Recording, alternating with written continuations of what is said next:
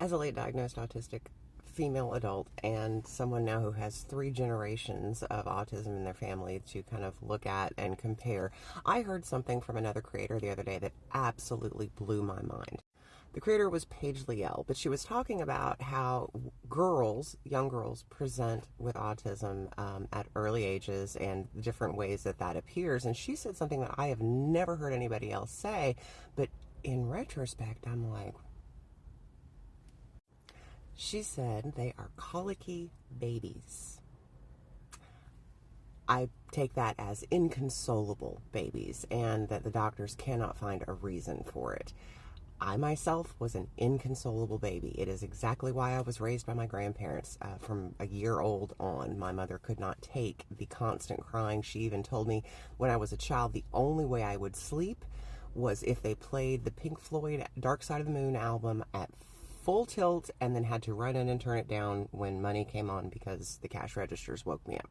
My daughter, also inconsolable. We took her back to the doctors at like her 1-month checkup and we were like, are you sure this is our kid? Is something wrong here? Because she would not stop screaming.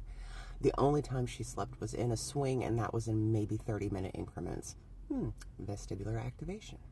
And my grandson, pretty much the same way. He was very difficult to console. You had to do a lot of walking around with him, or again, vestibular activation, and just cried all the time for no discernible reason.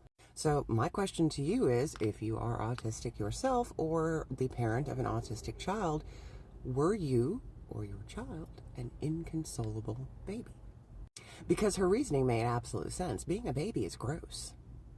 You are literally just grossed out all the time and you can't do anything about it. You are completely dependent on somebody else, and the only way you have to let them know about how awful you feel is to cry.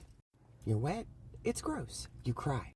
And I would imagine that digestive problems in children is, probably going to present in infancy too, because for some reason we all have digestive issues. So let me know in the comments if you have any kind of common experience like this. I'm saying I'm seeing it across 3 generations in my own family. Really curious to see if anybody else can co-sign on this with me. Okay, thanks. Love you, bye.